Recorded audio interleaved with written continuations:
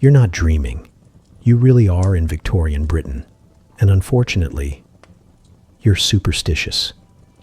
Which means every creak of the floorboards, every bird at the window, every misplaced spoon on the dinner table is secretly plotting your downfall. Nothing in this house is safe. Not the mirrors, not the clocks, not even the flowers in the garden. Each one carries a warning, a curse, or some bizarre insurance policy against fate. Close your eyes. Sink back into a world of heavy curtains, smoky lamps, and whispered warnings. A world where spilling a pinch of salt could ruin your week, and a crow at the window wasn't just a nuisance. It was the feathered herald of your doom. And before we wander further into this labyrinth of Victorian superstition, I want to know where you're listening from. Tell me your country in the comments below.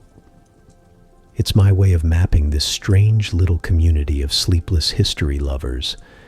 And of course, subscribe if you enjoy what I do here, so these stories don't vanish into silence. So tonight, we're not chasing kings, wars, or inventions. We're slipping into the shadow world of Victorian superstition, a place where fear dressed itself in rituals and daily life was nothing short of a slow-motion haunting.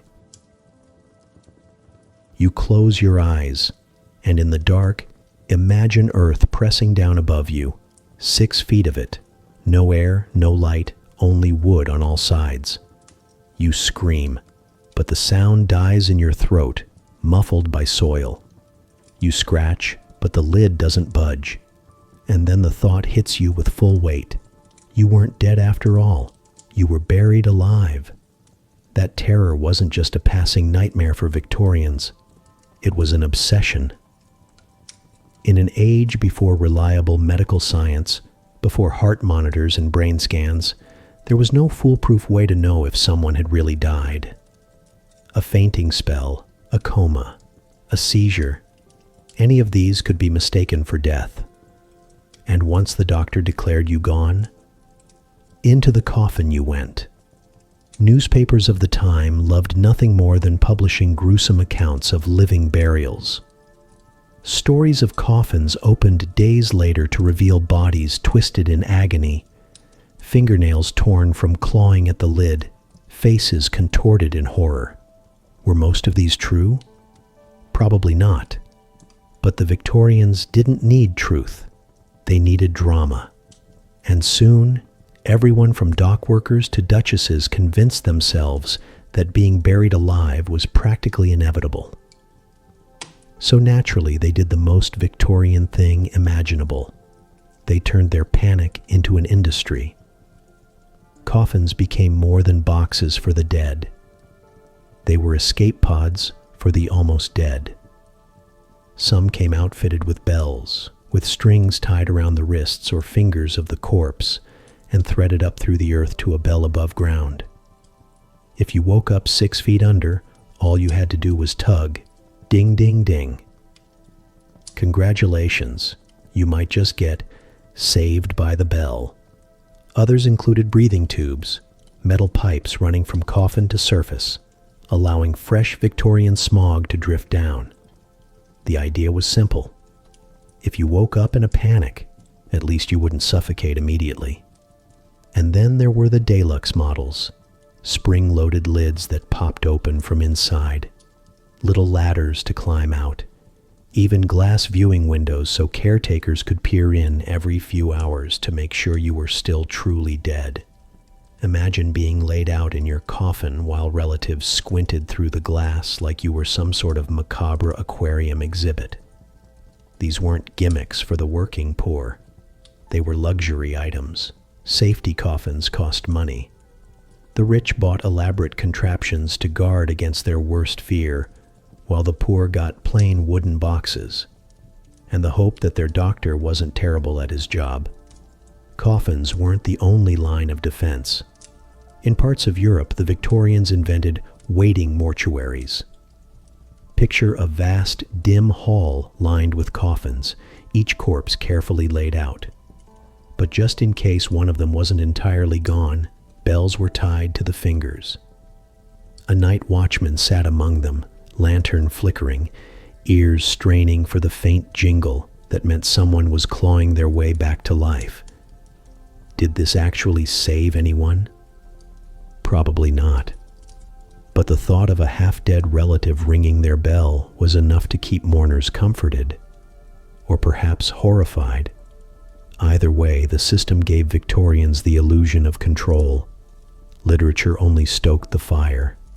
Edgar Allan Poe's chilling tale. The premature burial spread like gasoline over Victorian anxieties. Readers devoured it, whispering, "It could happen to me." Gothic imagination merged with medical uncertainty, and paranoia became fashion. Some even wrote instructions into their wills. "Do not bury me until I show signs of rot." Morbid, yes. Effective? Absolutely. Of course, as with most things Victorian, class drew the line. The wealthy could order glass-topped coffins, complete with safety hatches and ornamental bells. They could afford private mausoleums, where attendants checked daily for movement. Some even demanded mirrors placed near their mouths during vigils to detect breath. The poor? They had pine boxes nailed shut, bodies rushed into the ground before cholera could spread. For them, premature burial wasn't a superstition to hedge against. It was a terror they simply had to live with. And here's the irony.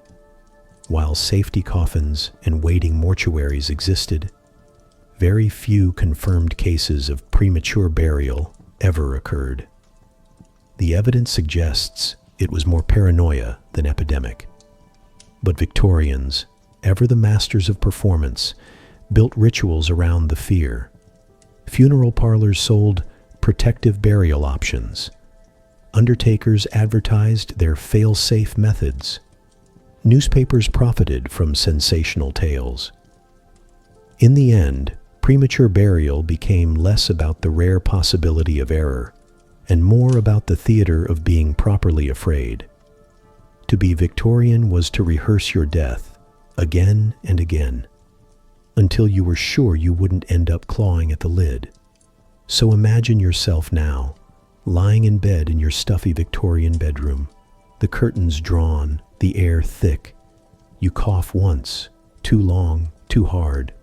The doctor comes, lays his hand on your chest, waits, and declares you gone. The family cries, the undertaker arrives, and you're boxed up before anyone notices the faint flutter of your breath.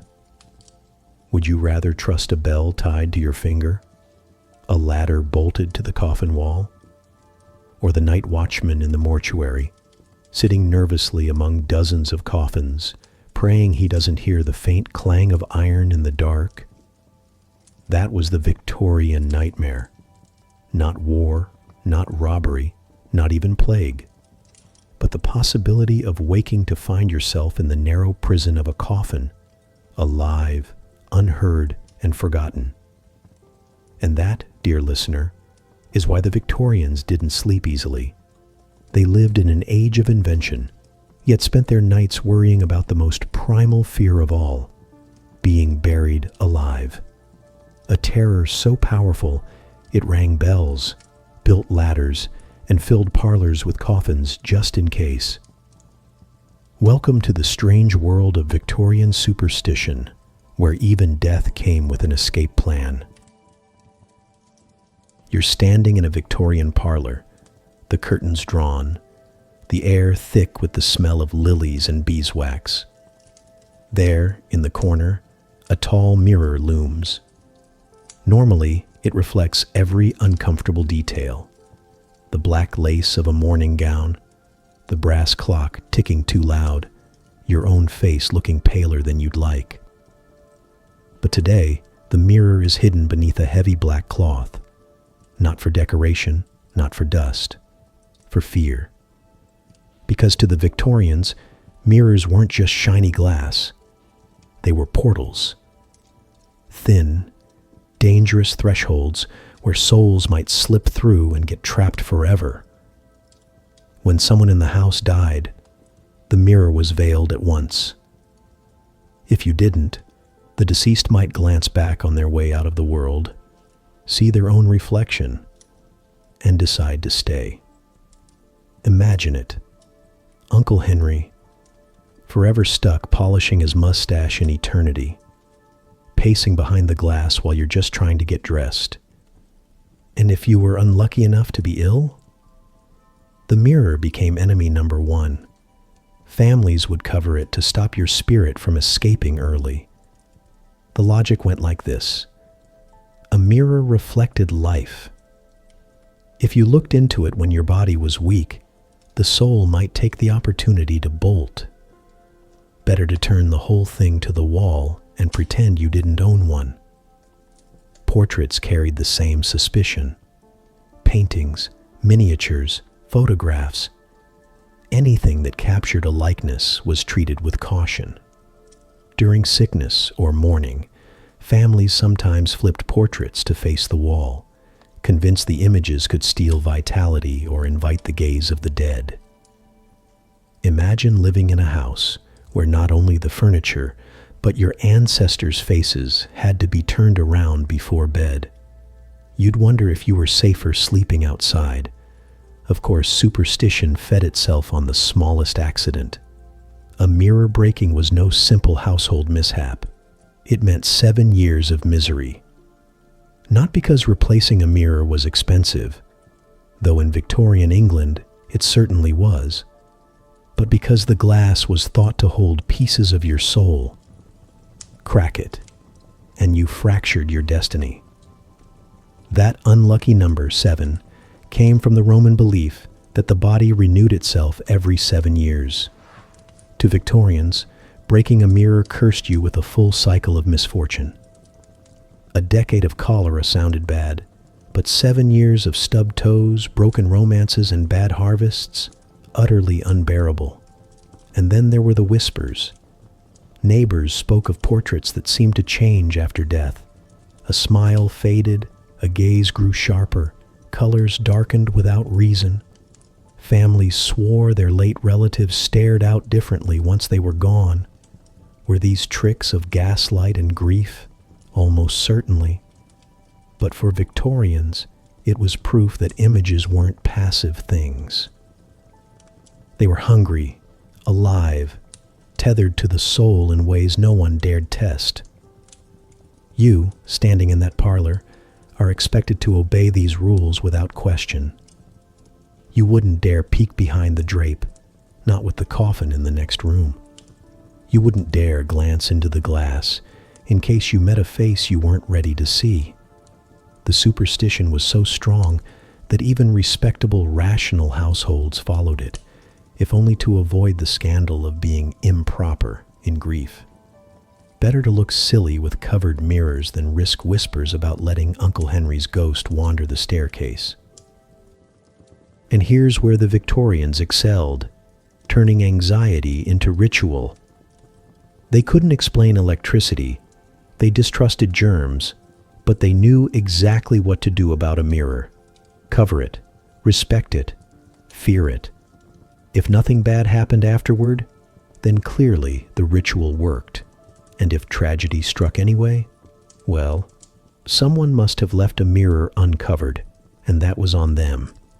This fear of reflections wasn't uniquely Victorian. Folklore across Europe treated mirrors as dangerous. They could steal shadows, trap souls, or let the devil himself peek in. But Victorians, with their love of etiquette and performance, perfected the practice. Mourning wasn't just about wearing black. It was about reshaping the entire household into a fortress against spiritual slip-ups. The mirror was the front line. There's something oddly poetic in it. Mirrors, after all, force you to look yourself in the eye. In a society obsessed with propriety, self-control, and hiding emotion, what could be more terrifying than staring directly into your own grief? Covering the glass wasn't only about protecting souls. It was about not seeing yourself break. So picture it now. The parlor heavy with silence, the mirror wrapped, the portraits turned. A child asks why, and the answer comes back in a hushed, practical tone. Because otherwise, the dead will never leave us. And though you laugh at the idea centuries later, you still shiver. Because in the half-dark of a lamplit room, the thought of something staring back from the other side doesn't feel so absurd. Victorians lived in the tension between progress and fear. They built railways and factories, but when someone died, they draped the mirrors like medieval villagers. They trusted science when it suited them, and superstition when it soothed them. And in that uneasy balance, the mirror stood as both symbol and scapegoat, a harmless object turned into a potential prison for the soul. So, dear listener, next time you glance into a mirror late at night, ask yourself, is it just your reflection? Or is someone else waiting, trapped behind the glass, watching you the way Victorians feared their dead always would? And that, perhaps, is why the Victorians wrapped their mirrors so quickly, not out of logic, not out of science, but out of the simple human dread of being watched when no one should be there. You're seated in a Victorian parlor. The gas lights are dimmed, the curtains drawn, and a table sits in the center, just a little too perfectly round. A cluster of respectable Victorians gather around it, hands linked, faces pale with anticipation. The host clears their throat and whispers, "Are you here with us, spirit? Give us a sign." And then, creak. The table shudders. A gust of air passes through the room. Someone gasps, someone faints, and the rest are convinced the dead have spoken. Except, of course, the only thing really speaking is the hired medium with a pocket full of tricks. This was Victorian spiritualism at its peak. Not a fringe practice, but an entire industry. The Victorians loved their ghosts so much, they turned them into paying entertainment. Where earlier centuries feared spirits, Victorians bought tickets, lit candles, and invited them to tea. Parlors across England and America transformed into little theaters. Ordinary households became stages for seances. Furniture was rearranged, curtains carefully positioned, and tables specially prepared, meaning sawed halfway through so they'd tilt dramatically at the right moment. And people ate it up. Respectable men of science, grieving widows, curious aristocrats, all sat in the dark, waiting for a knock, a whistle, or a phantom touch on the shoulder. Of course, no business booms without celebrities. And spiritualism had its stars. None shone brighter than the Fox sisters of New York, who in the 1840s claimed they could communicate with spirits through mysterious rapping sounds. A knock for yes, two for no. Their seances drew crowds so large they had to rent theaters. Newspapers covered them like rock stars. Eventually, the sisters admitted the truth. It wasn't the dead knocking.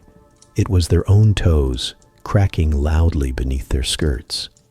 The scandal ruined them. But by then, the craze had already spread to Britain, and no admission of fraud could stop it. Victorians wanted ghosts, and they were willing to pay good money to get them. One of the most bizarre branches of this business was spirit photography. Imagine, you pose for a solemn portrait, adjusting your stiff collar, trying to hold perfectly still for the long exposure. Days later, the photograph arrives, and there you are, sitting bolt upright, eyes hollow from the effort.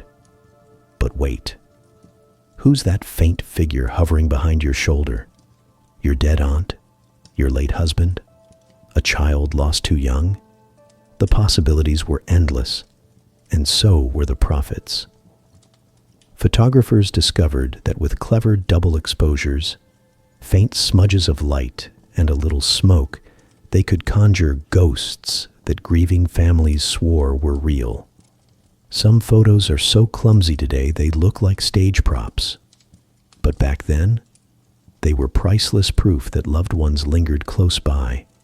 Even Mary Todd Lincoln, widow of Abraham Lincoln, posed for a spirit photograph showing her husband's ghostly hand resting on her shoulder.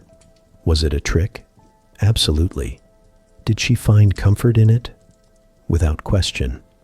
Seances themselves became more elaborate as competition grew. Rapping noises gave way to levitating tables. Candles flickered on cue. Ghostly hands brushed cheeks in the dark. Some mediums even claimed to produce ectoplasm, a mysterious substance excreted from their own bodies, usually revealed as cheesecloth or muslin when anyone dared to grab it. Trapdoors hidden under rugs allowed accomplices to tug at hems or produce knocking sounds. Fine wires pulled bells or shifted furniture.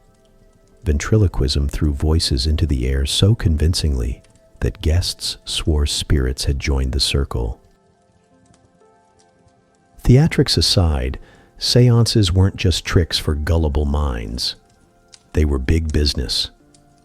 Mediums charged per session, photographers sold prints, and even publishers profited by printing spiritualist pamphlets, guides, and journals. Entire societies sprouted up with names like the British National Association of Spiritualists. Members debated etiquette, when to hold seances, how to interpret knocks, and which mediums were reputable enough for your money. And then came ghost tourism. Mediums claimed certain houses, inns, or ruins were especially active. Visitors flocked to sit in chilly cellars or crumbling abbeys, waiting for spirits to appear. Ouija-like boards, imported from America, became drawing room entertainment. Spelling out messages letter by letter, Victorians turned eternity into a party game. One moment, the planchette spelled love. The next, death. Either way, it was thrilling. Did everyone believe? Not at all. Skeptics abounded. Scientists demonstrated the fakery. Journalists exposed the frauds. Even the Fox sisters themselves confessed. But here's the trick. None of that mattered. The Victorians didn't need proof. They needed hope. In an age where death struck daily, cholera, consumption, accidents, childbirth, the line between life and loss was razor thin. If a seance offered 5 minutes of reassurance, if a photograph let you believe your child still hovered near, why not pay the price? Fraud or not, the ritual worked. So imagine yourself now, seated in that parlor. You feel the table quiver beneath your hands, the candle gutter in the draftless room.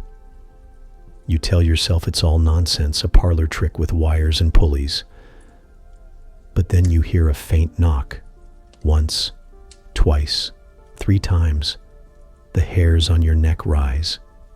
For just a moment you believe. And when the lights come up, you reach into your pocket and hand over the fee. Because belief, however foolish, is worth the price of admission.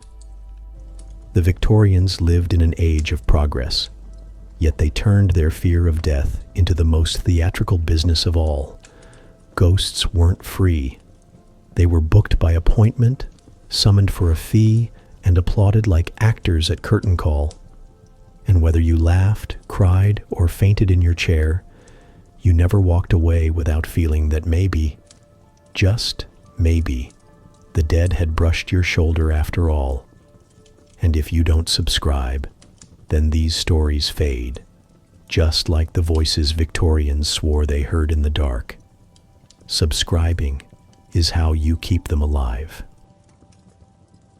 You're standing in front of a Victorian jewelry case. At first glance, it looks ordinary enough. A few rings, a brooch, perhaps a delicate bracelet twined with gold. But lean closer, and you notice something strange. Those aren't gold threads at all. They're strands of human hair, carefully braided, twisted into wreaths or or coiled inside lockets. In the world of the Victorians, jewelry wasn't just ornament. It was mourning made wearable. Locks of hair were treasured like relics. A husband clipped a curl from his dying wife's head. A mother snipped a lock from her dead child. And these strands were transformed into objects that could be touched, kissed, worn against the skin. Bracelets woven from hair, brooches crowned with curls, even elaborate wreaths framed under glass and hung on walls. You couldn't just keep a photo. You kept the person themselves, or at least a piece of them. And it didn't stop at hair. Teeth made their way into charms, rings, even pendants. Imagine unwrapping a gift box and finding your late aunt's molar set in silver. Morbid, certainly, but to Victorians, it was intimacy. A way to keep part of the body in the family, to carry it through life like a talisman. Children's milk teeth were especially popular, a symbol of innocence frozen in time. A mother might wear her child's tooth mounted in gold around her neck, not as a grotesque oddity, but as the deepest token of love. Even ashes found their way into art.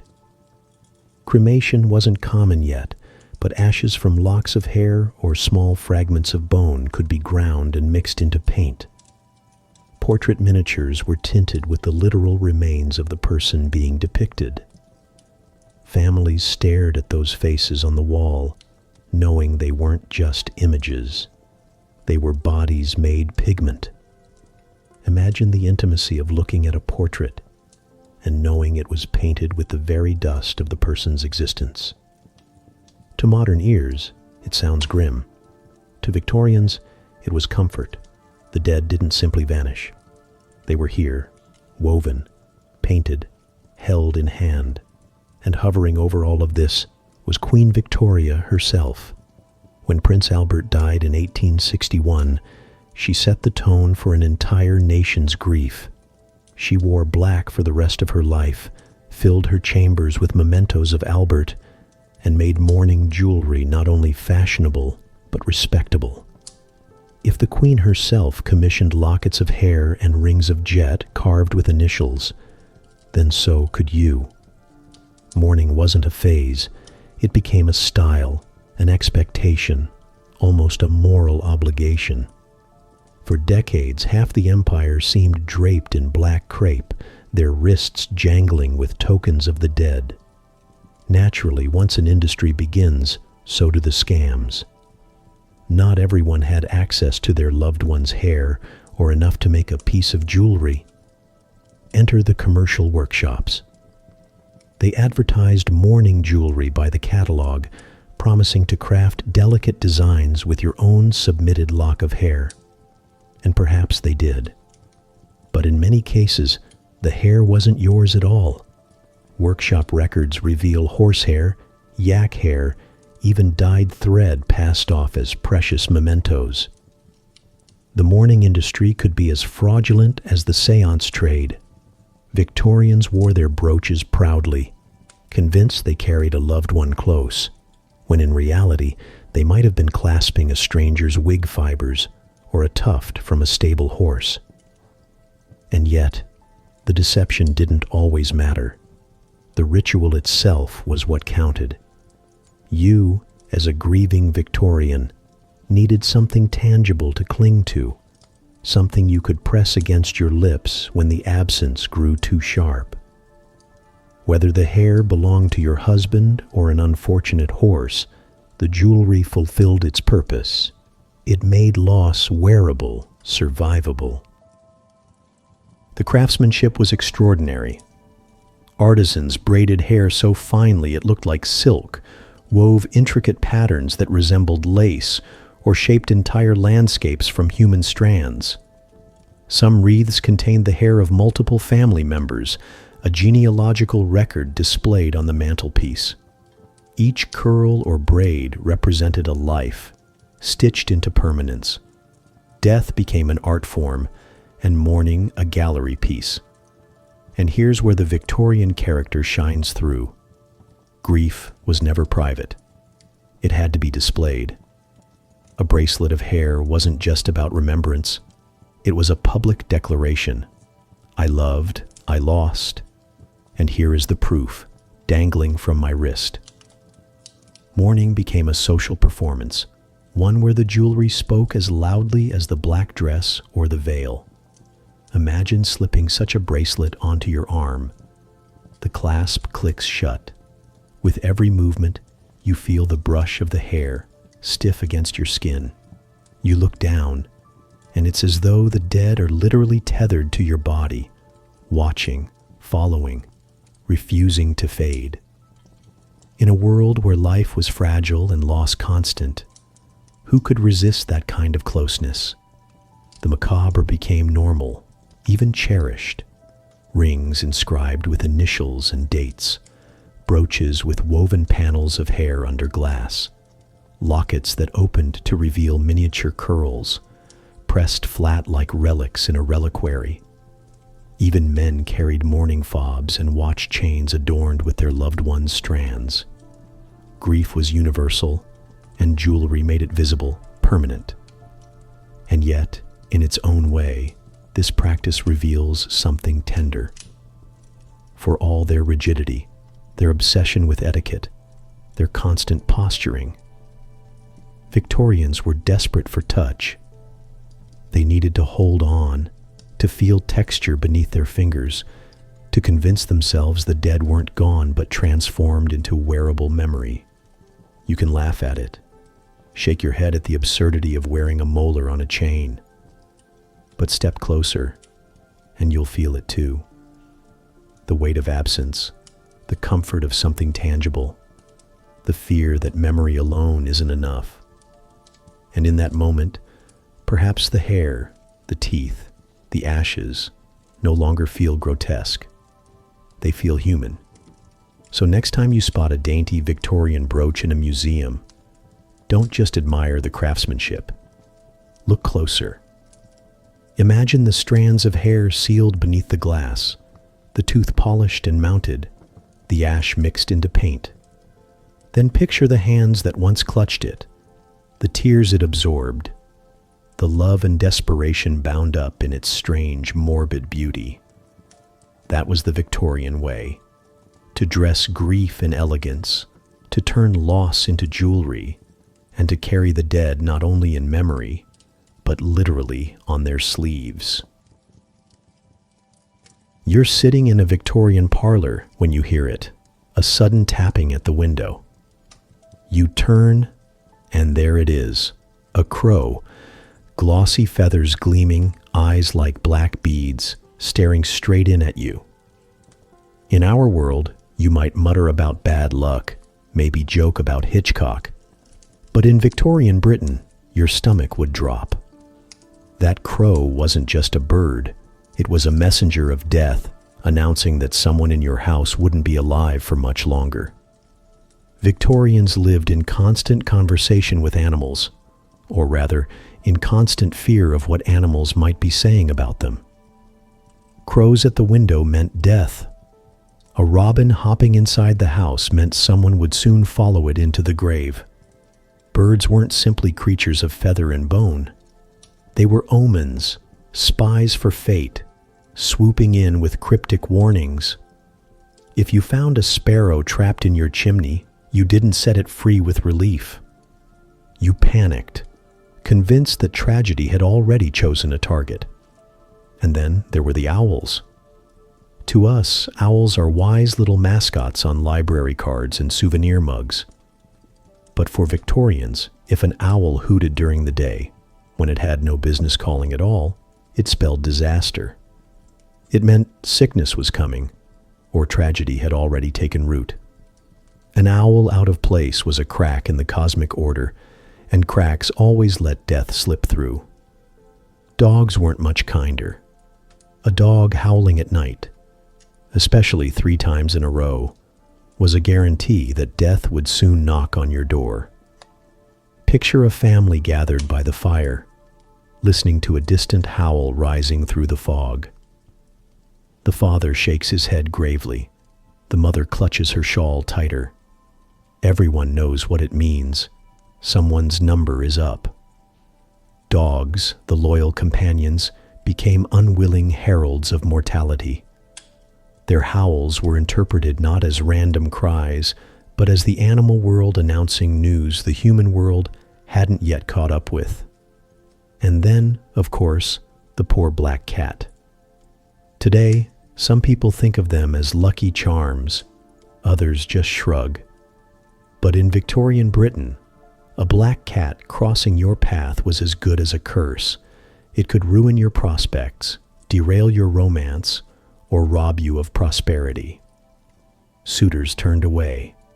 Businessmen reconsidered their ventures, and entire households stiffened if a black cat darted across the threshold. Strangely, owning a black cat could sometimes be considered protective. But that didn't stop the paradoxical suspicion that if one so much as flicked its tail across your doorway uninvited, doom would slink in with it. Imagine being a Victorian cat prowling the alleys, unaware that half the neighborhood blames you for their misfortunes. Every failed romance, every unpaid debt, every fever in the night, all traced back to your shiny black fur. You, living in that time, would learn to read animals like books. Every sound, every movement carried meaning. A crow perched on a windowsill was a headline announcing death. An owl crying when it shouldn't was a warning bulletin. A dog's howl was a summons to the grave. And the cat? The cat was an entire editorial of suspicion. Why did animals inspire such dread? Part of it was simple. Victorians lived closer to them. Horses clattered down every street. Dogs scavenged at every corner. Cats prowled kitchens and barns, and birds swooped through yards and alleys. In a world where disease could kill in days and medicine was guesswork, it was easy to imagine nature was in on the secret. Animals saw things humans couldn't. They moved with strange rhythms, eyes flashing in the dark, sounds breaking the silence. If a crow stared through the window too long, surely it wasn't by accident. Surely it knew something you didn't. Literature and folklore fed the fear. Tales of witches with black cats at their heels, of owls shrieking on castle battlements before a king's death, of dogs that followed funerals and never returned. Superstition gave the ordinary crow or dog the aura of myth, turning every encounter into a brush with fate. But the fear wasn't only about death. Victorians believed these animals influenced everyday fortune too. A black cat passing you on the way to a date could doom the romance before you even knocked on the door. A crow cawing above your workshop might signal financial ruin. Animals became cosmic referees, deciding whether you thrived, failed, or perished, all without your consent. And yet, for all the fear, people clung to these beliefs. In a strange way, they made life more understandable. If tragedy struck, you could explain it. Ah, yes, remember the owl that cried last week? If your business failed, it wasn't just bad planning. It was the cat. Omens gave shape to chaos, a framework for grief and misfortune. Imagine walking home through a foggy Victorian street. Gas lights flicker, horses snort in the distance, and suddenly a dog howls. You stop, heart pounding. Do you laugh it off, or do you hurry home, convinced you've just heard fate calling? Now imagine the next day, news arrives. A neighbor has died. Do you remember the dog's howl? Of course you do. And just like that, the superstition feels real. Victorians weren't fools. They knew animals lived their own lives, unbothered by human affairs. But superstition wasn't about logic. It was about fear, ritual, and the comfort of believing the world whispered warnings. Better to listen for the owl than admit you were powerless.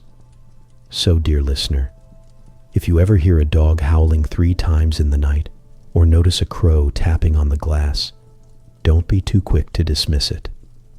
The Victorians might have leaned forward, lowered their voices and said, "Something's coming." And in the quiet moments, when the house is still and the shadows long, you might find yourself believing it too. That was the Victorian world, one where even the family pet, the stray in the street, or the bird on the fence post could deliver omens of doom. A world where nature itself seemed to conspire with death, sending feathered and furry messengers to remind you how fragile life really was. You climb into your Victorian bed, if you can even call it a bed. The mattress is stuffed with horsehair, the sheets are scratchy, and the air in the room is thick as a chimney. You'd think the hard part of the day was over. But no, the real danger is just beginning. Because for the Victorians, sleep wasn't rest. Sleep was rehearsal for death. The first thing you'd notice is how the bed is arranged. Not against the wall for convenience. Not under the window for a breeze. Oh no, this was geometry with cosmic consequences. To sleep with your head pointing south was a disaster. South was the direction corpses were laid in the ground. That orientation invited death to creep in and finish the job. North, however, was safe. Align your head that way, and the magnetic pull of the earth supposedly protected your soul, anchoring it so it didn't drift too far during the night. Imagine fussing over your compass before bed like a sailor, making sure your pillow pointed the right way, as if death respected directions. And then there were the bells. Some households strung tiny bells above beds, not for decoration, but for defense. The jingle wasn't meant to wake the sleeper. It was meant to scare off demons, invisible creatures believed to creep into rooms at night, pressing down on chests, stealing breath, and leaving their victims gasping by morning. Today we'd call it sleep paralysis. Back then, it was the devil himself paying a midnight visit. The cure? Bells tinkling in the dark, hopefully convincing spirits to take their suffocating games elsewhere. Nightcaps weren't just about keeping your head warm in cold, drafty houses. They were barriers. The cap tied snug under your chin didn't only trap heat. It was thought to trap you. Keep out the spirits that might otherwise slip in through the ears, nose, or mouth while you slept. Picture yourself bundling up like a package, not against the chill, but against supernatural trespassers. It's hard to look dignified in a floppy white cap, but the alternative, apparently, was demonic invasion. And then, when you finally closed your eyes, the real theater began. Dreams weren't random to the Victorians. They were prophecy. Every fragment carried meaning. Lose a tooth in a dream? That foretold death in the family. Dream of water? That meant sorrow, possibly drowning, and at the very least, tears. Birds fluttering through a dream could signify new arrivals. Sometimes marriage, sometimes birth, sometimes unwelcome gossip. Dreams weren't shrugged off in the morning. They were analyzed like stock reports. Each symbol weighed for what calamity it pointed to next. You, as a respectable Victorian, couldn't roll out of bed and laugh off a nightmare. You'd have to sit, remember every detail, and probably share it at breakfast, so the household could brace themselves for whatever doom your subconscious had announced. Nightmares weren't private anxieties. They were public warnings. Your bad dream became everyone's problem, and hanging over all of it was the phrase whispered again and again: sleep is the little death. To close your eyes, to fall into darkness, was to flirt with non-existence. Every night was a miniature funeral, a trial run for the grave. Parents whispered to children to say their prayers, because who knew if they'd open their eyes again. Adults recited verses before bed to keep their souls intact, clinging to words as a rope tied to life. Sleep, in this worldview, wasn't comforting. It was perilous, a daily negotiation with mortality. Imagine lying there, every creak of the floorboards magnified, the sound of your own breathing suddenly suspicious. You feel your soul drifting, floating, and wonder if you'll ever drag it back again. The line between life and death blurred in the lamplight. Is this rest? Or is this the last time you'll lie in this bed, nightcap tied, bells jingling faintly overhead? It seems absurd now, but the fear made sense in context. Disease struck without warning. Infants, young adults, even the healthy might not wake. Bedtime wasn't always safe passage to morning. Families who lost children in their sleep whispered that the devil had sat on the chest, that the soul had wandered too far, that someone had forgotten to tie the nightcap properly or hang the bells high enough. Superstition gave explanations, even if they were cruel. And so, night after night, Victorians performed their rituals. Beds aligned to the north, bells strung, caps tied, prayers muttered. The bedroom became a battlefield where the enemy was invisible, and the goal was simply to make it to dawn. Picture yourself waking in that world. The dream you just had about water weighs heavy on your mind. You glance at the compass to make sure your bed was pointed correctly. You pat your nightcap, still in place. You hear the faint jingle of the bell above, a charm against whatever shadows prowled the room. And only then, with relief, do you realize you survived another little death. The Victorians may have built railways, factories, and telegraphs, but when the candles were blown out, progress didn't matter. In the silence of the bedroom, fear ruled. Sleep wasn't innocent. It was dangerous. And every night was a gamble. Would you wake again, or would this rehearsal become the final performance? That was the Victorian bedchamber, not a place of comfort, but a stage where mortality played its quiet tricks.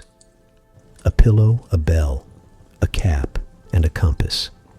These were the props for surviving the night.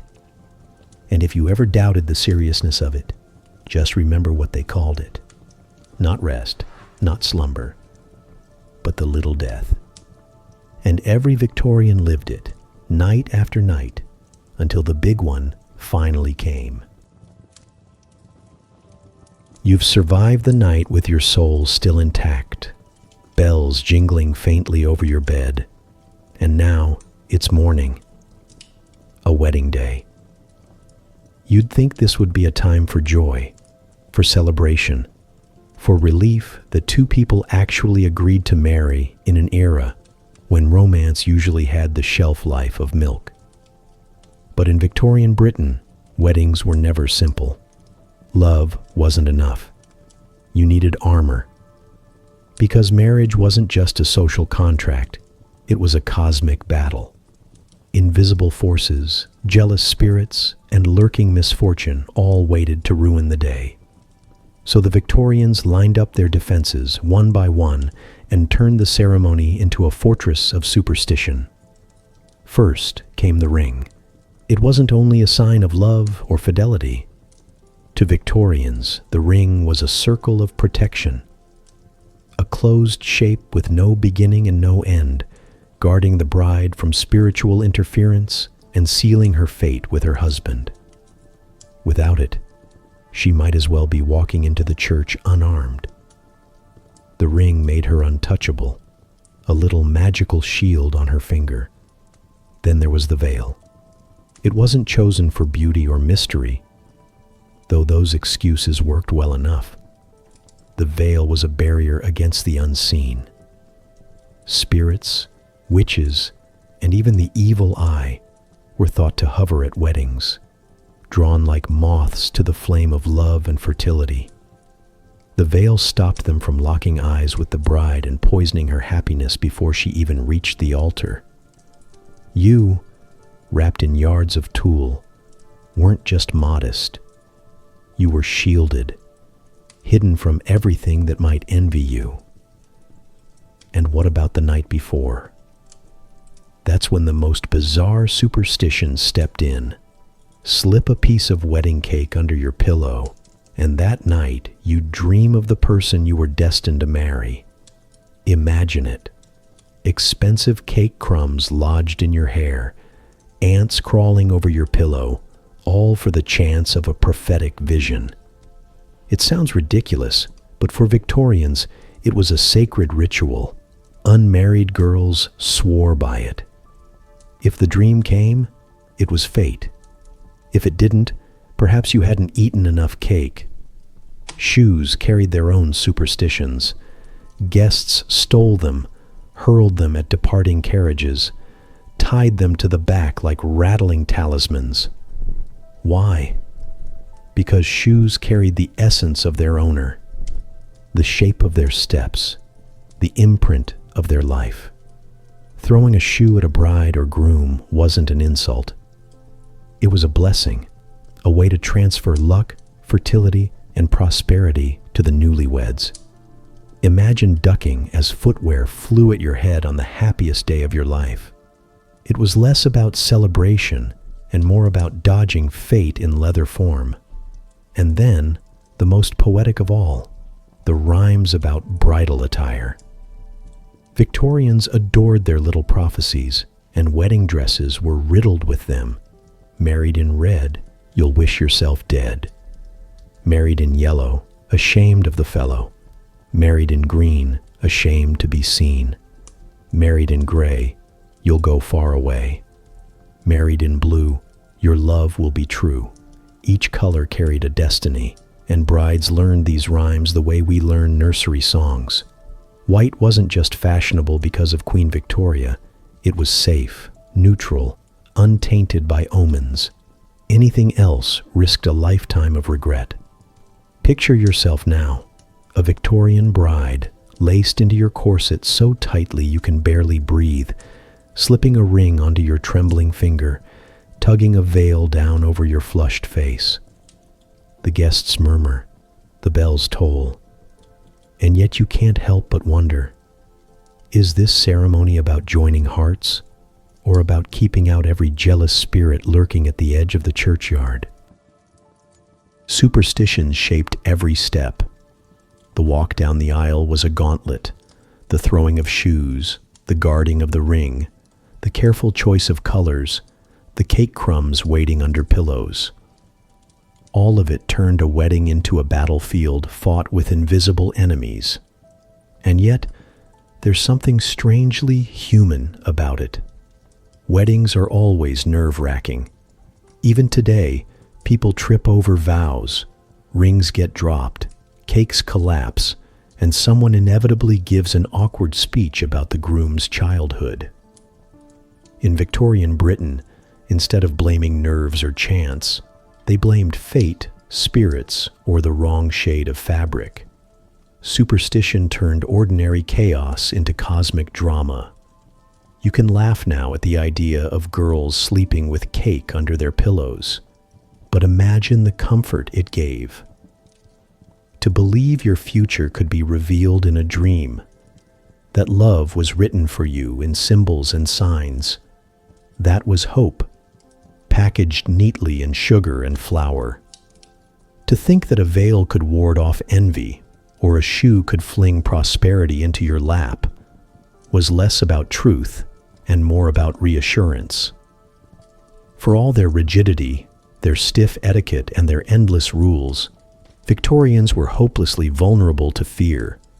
Love was fragile, life was uncertain, and the act of binding two people together demanded protection on every front. If it took a rhyme, a veil, or a flying shoe to guarantee happiness, then so be it. So next time you see a wedding photo from the Victorian age, don't just admire the lace or the stiff, unsmiling faces. Look for the invisible armor, the rings that promised safety, the veils that hid them from spirits, the colors chosen to please fate. Behind every solemn portrait was a couple who believed their love wasn't just theirs to defend. It was a prize contested by the unseen. And that's how Victorians approached marriage. Not as a fairy tale, not as a personal choice, but as a cosmic gamble. Every gesture, every rhyme, every crumb of cake was a weapon in the fight against fate. A wedding was a love story, yes, but it was also a battle plan. And if you walk away without subscribing, it's like leaving the bride at the altar, their stories abandoned, their struggles forgotten. Subscribing is how you stay and bear witness. The day has come. The parlor curtains are drawn, the clock stopped at the hour of death, and outside the neighbors are already whispering. In Victorian Britain, death wasn't private. It was theater. And like any good performance, a funeral required costumes, props, and a script filled with superstition. It began the moment the body was removed from the house. You didn't carry it out head first. Never. That was inviting trouble. Corpses had to leave feet first, as if walking away on their own, to stop the spirit from doubling back inside. Imagine pallbearers struggling with a coffin, angling it awkwardly down a staircase, all to make sure the ghost didn't get the idea of coming home for tea. But it wasn't enough to take the body out. You had to confuse it. Pallbearers sometimes zigzagged their route, turning sharp corners, circling lanes, even crossing streams, all in the hope that the dead would lose their bearings and wander off into the great beyond instead of hanging around. To modern eyes, it looks like clumsy choreography. To Victorians, it was spiritual misdirection, as if the soul could be tricked by a detour.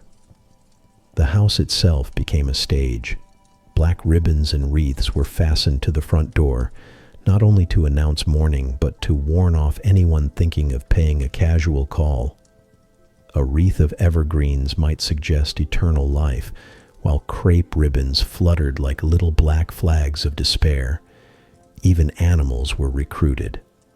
Horses and dogs sometimes wore ribbons too, their collars or manes decorated so the whole neighborhood could see.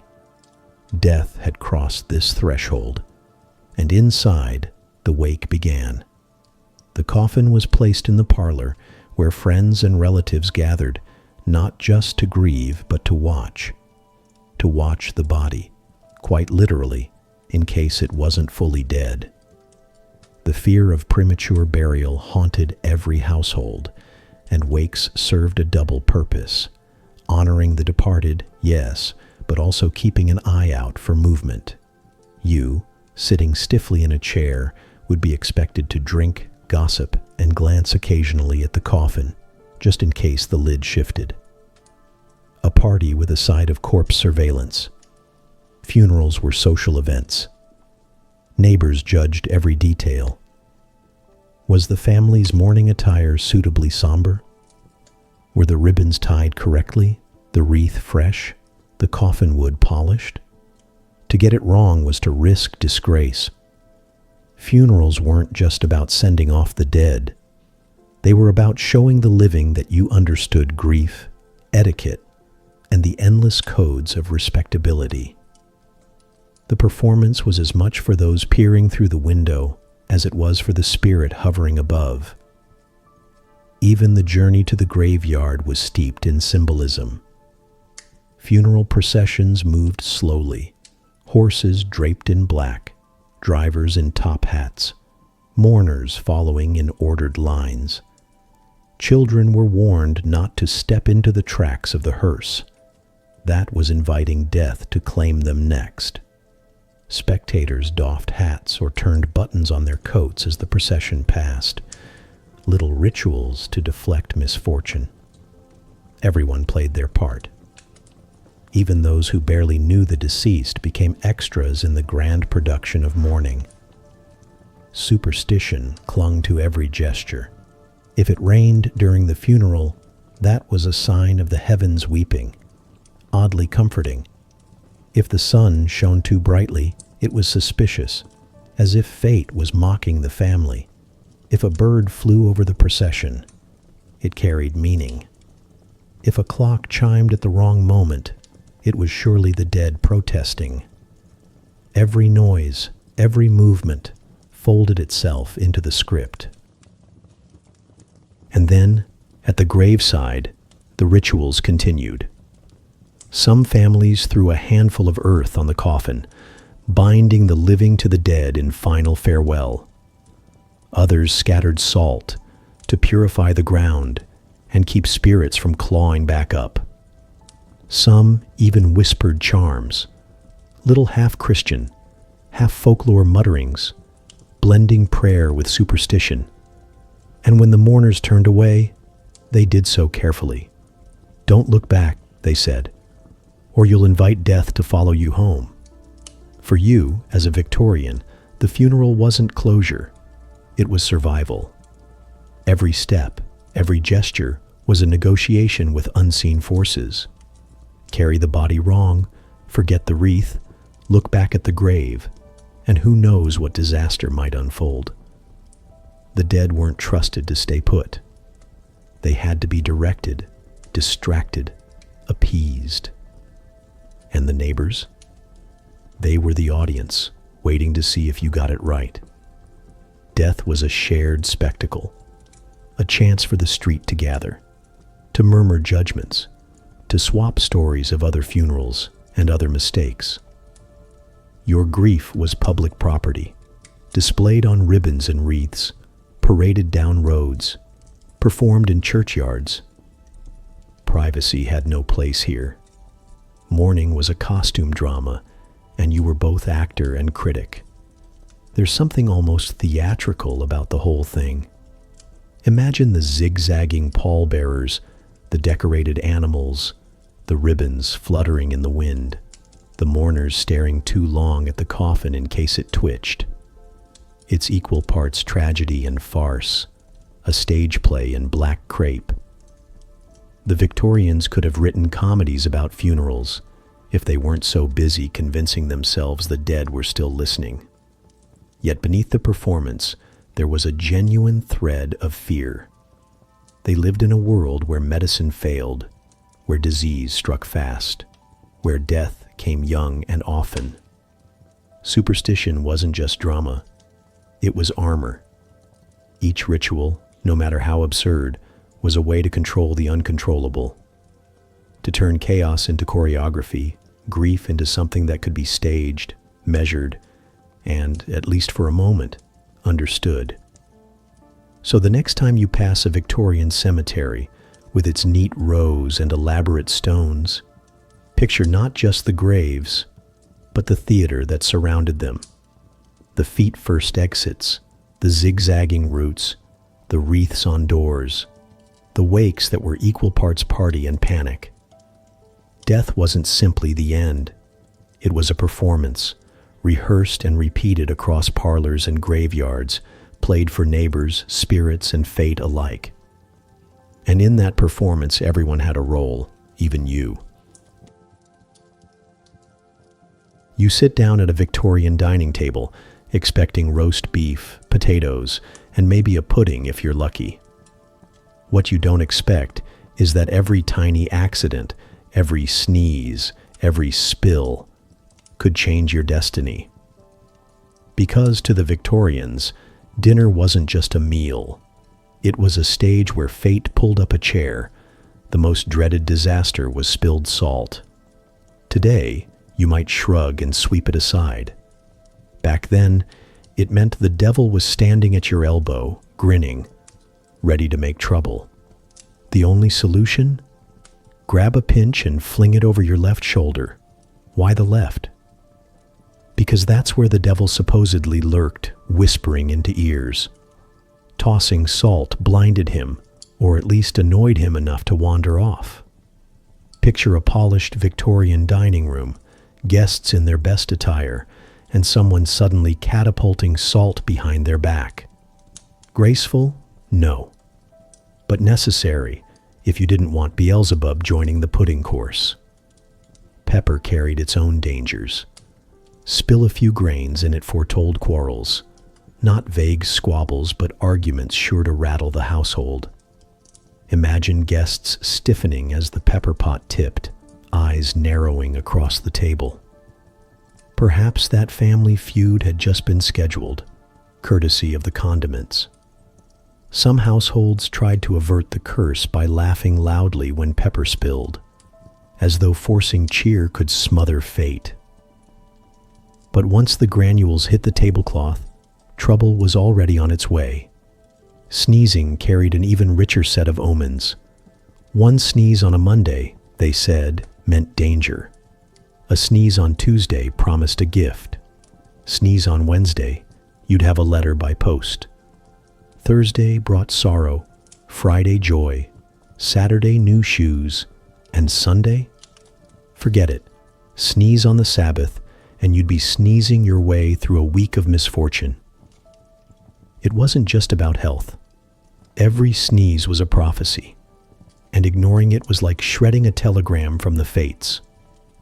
Of course, sneezing in front of others was already dramatic. In an age when tuberculosis haunted every cough, a sudden sneeze at dinner silenced the room, and then someone would murmur, "Ah, Wednesday, a letter is coming." Imagine being halfway through your soup and realizing your nasal passages had just predicted tomorrow's mail delivery. The dining table became a battlefield of superstition. Knives crossed meant arguments brewing. Dropped forks predicted a female visitor. Dropped knives, a male one. A spoon slipping to the floor could herald children on the way. Every clang of cutlery carried consequence. Eating was never casual. It was a constant dance of omens, with each utensil threatening to rewrite the future. You, seated among these Victorians, would learn to treat every meal with caution.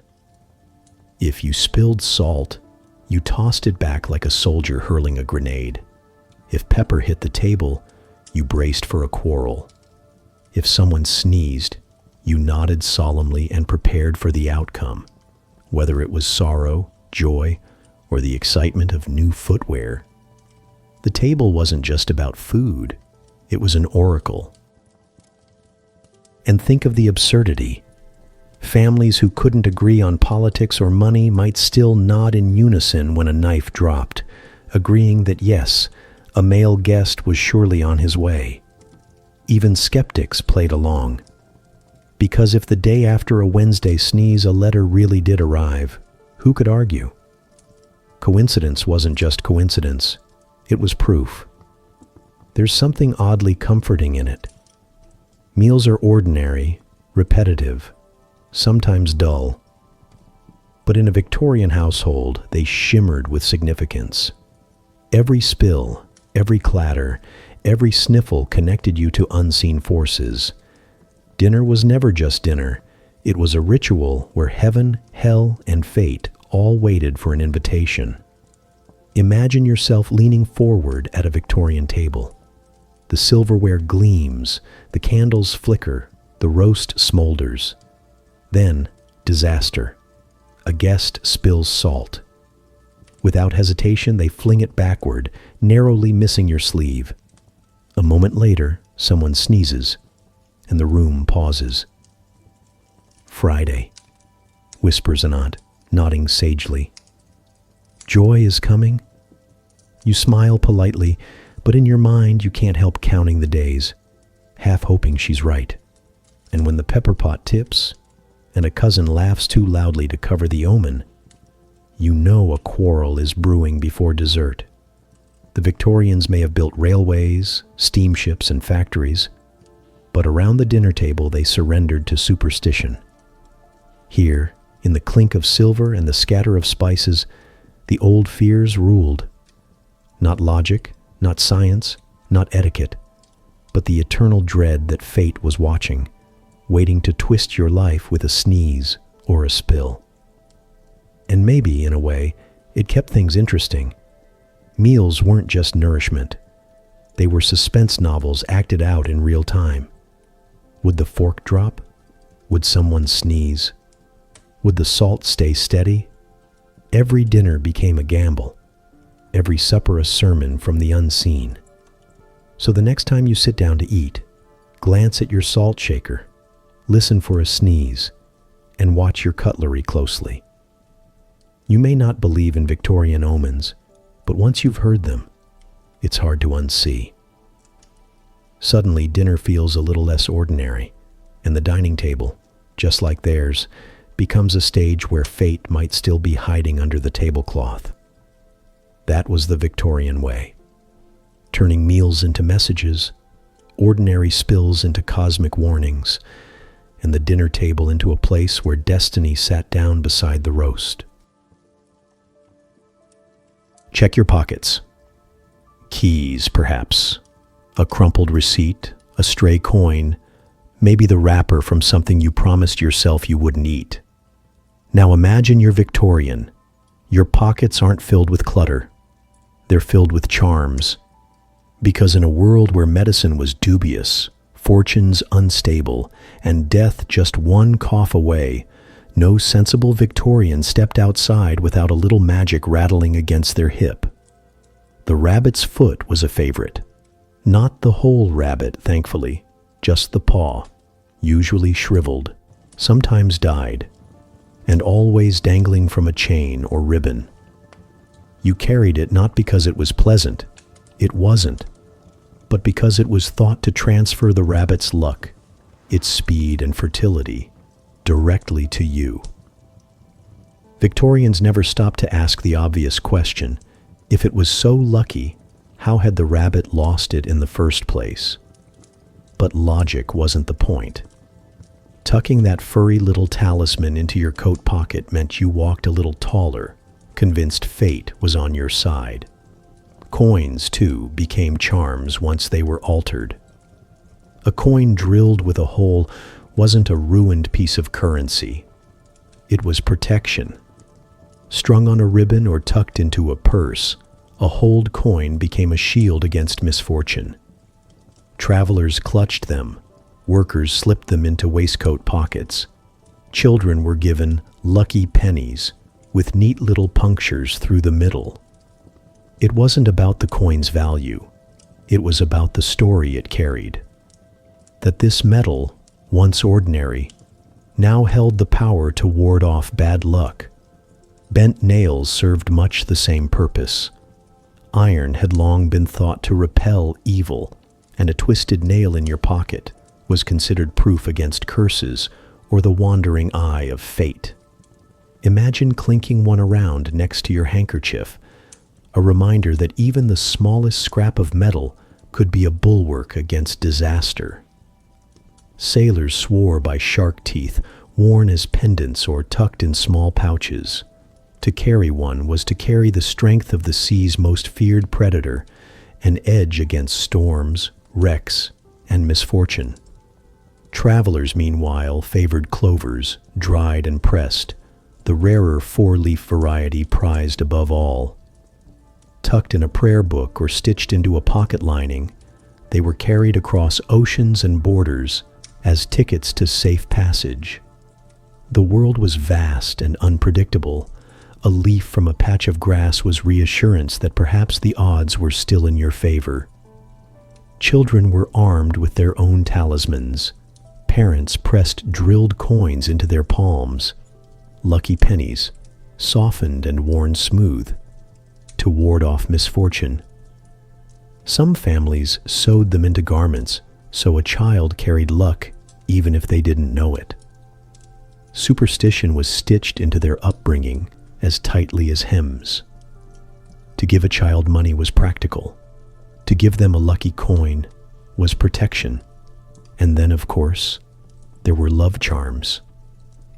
In a society where marriages were often more contract than romance, charms gave people a sense of agency. Tiny bags filled with herbs, hair, or bits of fabric were worn close to the skin, tucked discreetly where only the most determined suitor might find them. Rosemary for devotion, thyme for courage, a lover's hair for binding affection. Some charms were exchanged secretly, a whisper of rebellion in a world where passion wasn't supposed to speak loudly. Imagine two young Victorians, stiff collars and tighter corsets, slipping each other tiny sachets, believing love itself had to be magically anchored. And the beauty of it all? These charms cut across class. The wealthy carried them as easily as the poor. A nobleman might have a rabbit's foot dangling from his watch chain, while a factory worker kept a bent nail tucked into a pocket seam. Sailors, clerks, widows, children, superstition didn't discriminate. Everyone wanted the comfort of believing fortune could be bribed, even with a coin or a claw. Of course, markets flourished. Entire stalls sold charms of every variety, promising luck in love, protection in travel, or safety in childbirth. Some were homemade, passed down like family recipes. Others were mass-produced curiosities, stamped and sold as souvenirs.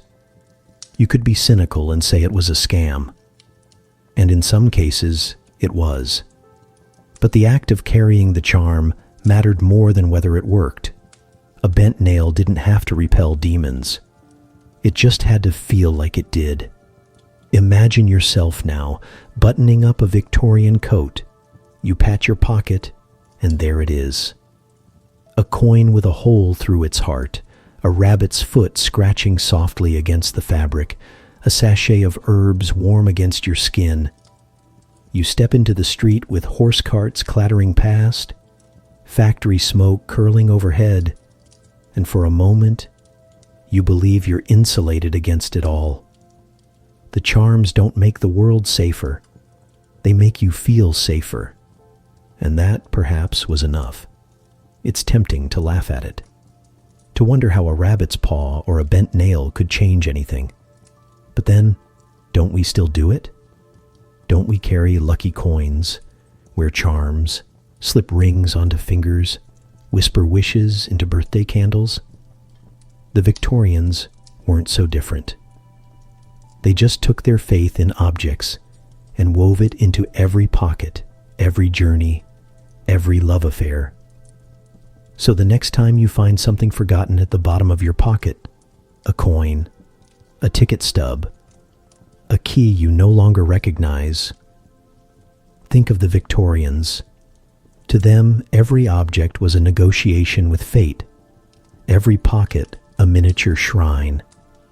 And maybe, just maybe, you'll feel the faint echo of their superstition brushing against your hand. That was their world. A place where fortune wasn't random, but could be coaxed, carried, and clutched tight in the palm of your hand. You glance at the seating chart for tonight's Victorian dinner party. The candelabra gleams, the silverware sparkles, and the table is set for 12. Perfect. But then a last-minute guest arrives, and suddenly there are 13 at the table. Everyone freezes. Forks pause, whispers rise, and a chill falls over the room. Because in Victorian society, 13 wasn't just a number, it was a curse waiting to unfold. The obsession with unlucky 13 wasn't born in the Victorian age, but they embraced it with theatrical flair. To sit 13 at a table was to invite doom, usually death, for one of the diners within the year. Not eventually, not vaguely. Within 12 months, someone at that table would be gone. Imagine the tension, the awkward glances, the way every cough or sneeze afterward might be interpreted as fate drawing up the guest list for the grave. Of course, the Victorians, never ones to abandon a superstition, found solutions. Enter the professional 13th guest. Yes, it was a job. If your dinner threatened to fall to the fatal 13, you hired a stand-in. Sometimes a servant, sometimes a stranger.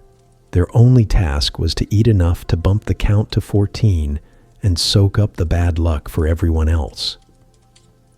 They weren't expected to sparkle in conversation. They weren't even necessarily liked.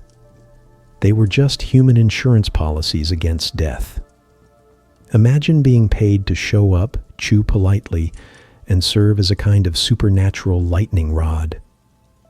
The fear spilled beyond the dinner table. Hotels quietly skipped the 13th floor, renumbering it 14. Boarding houses avoided room 13. Street addresses jumped from 12 to 14, as if erasing the number erased the danger. Entire rows of houses twisted logic to keep 13 from appearing. To modern eyes, it seems silly. To Victorians, it was necessary architecture, editing reality so fate couldn't find you. Trains weren't immune either. If an accident occurred on the 13th of the month, it was seized upon as proof. Tickets dated 13 were eyed with suspicion, and unlucky passengers crossed themselves or tucked charms in their pockets for safety. Newspapers happily fanned the flames, linking disasters to the cursed number. A derailment on the 13th wasn't just a tragedy. It was destiny, sealed by arithmetic. You, living in that time, would have had to navigate this minefield constantly. Dinner invitations became nerve-wracking puzzles. Did you really want to risk being the 13th? Would you trust the host to hire a professional guest, or would you conveniently fall ill to avoid the table altogether? Even the number itself carried weight. To sign a document on the 13th, to begin a journey, to hold a wedding. All of it carried whispers of ruin. There's a dry humor in it. The Victorians, so proud of their progress, of their science and industry, reduced to counting heads at a table like nervous schoolchildren. They could build railways across continents, yet if 13 teacups were set out, panic bloomed. It's proof that superstition isn't crushed by logic. It thrives alongside it, like ivy crawling up a steel beam. And perhaps the strangest thing is how much effort went into preserving the superstition rather than challenging it. Instead of saying, "This is nonsense, let's ignore it," the Victorians built jobs, rewrote addresses, renumbered hotels, and reorganized entire social events to avoid it. 13 wasn't banished, it was accommodated. A troublesome guest, but one they knew better than to offend. Imagine sitting at a Victorian table with 12 others, the 13th looming unspoken. The food arrives, steam rising, the candles flicker, and yet no one relaxes. Every laugh feels forced, every clink of glass edged with unease. Someone makes a joke about hoping it's not their turn, and the laughter rings hollow. You chew your roast, knowing that superstition has already written an invisible obituary somewhere in the room. And what if you were that professional 13th guest, hired to soak up the bad luck? You'd step into the parlor with your best manners, nod politely, and know every eye was on you, silently thanking you for saving them.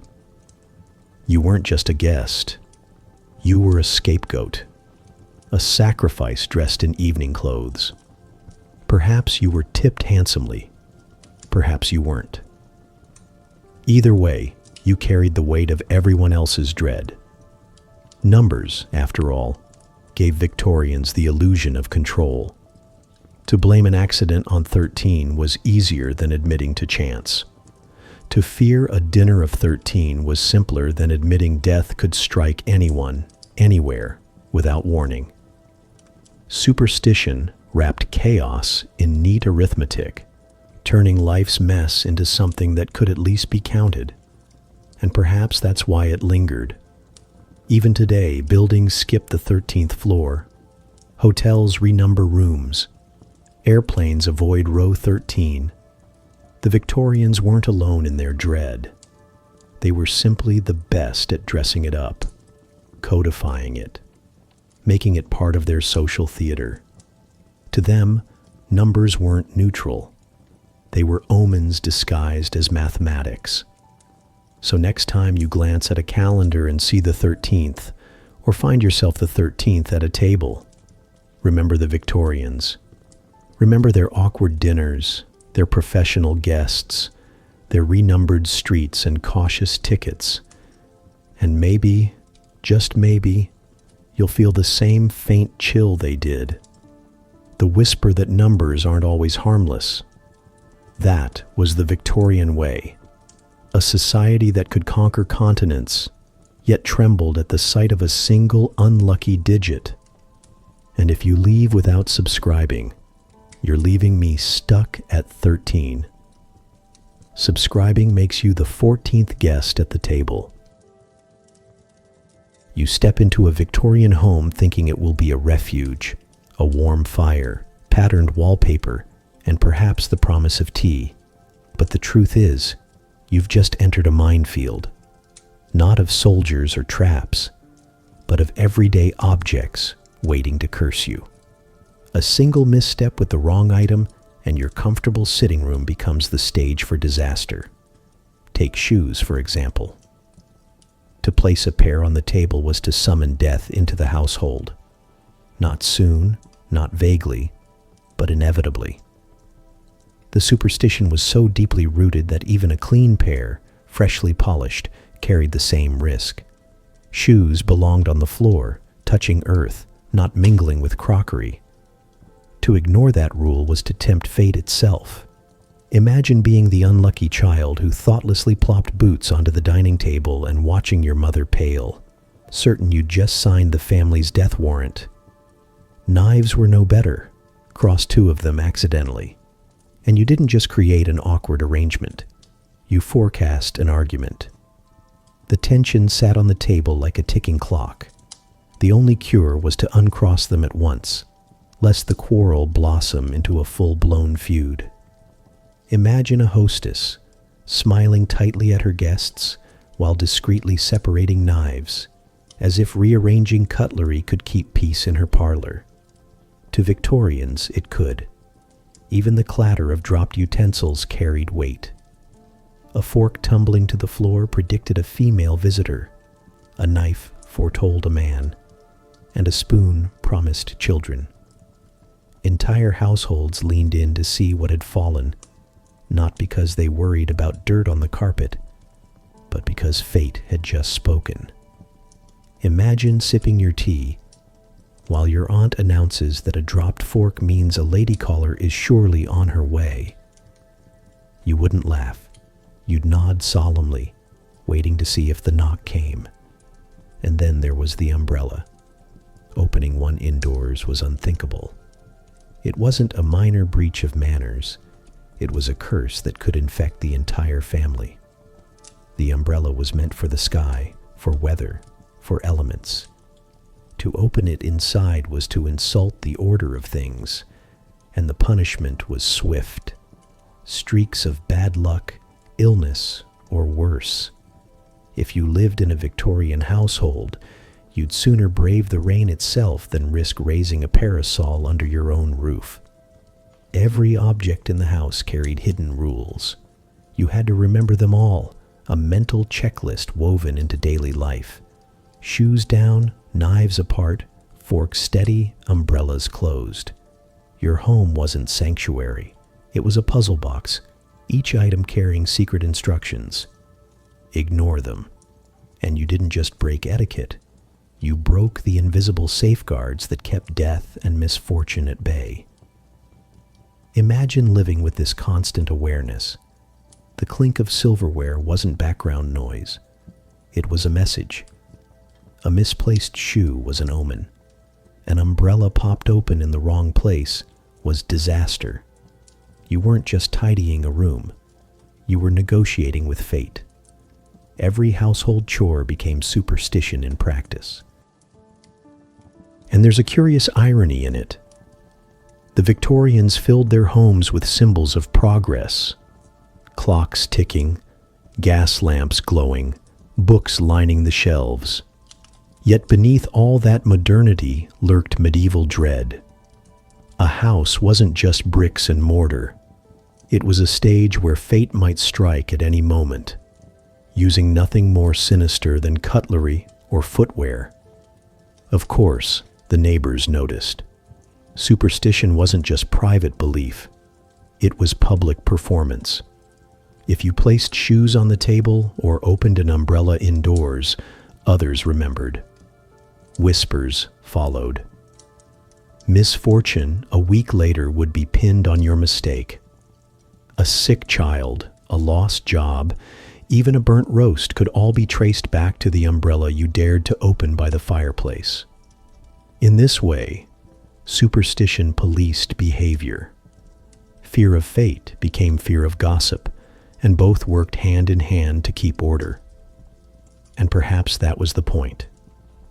Superstition gave the illusion of control in a world filled with uncertainty. Families couldn't stop disease or poverty, but they could uncross knives, pick up dropped spoons carefully, and keep shoes firmly on the floor.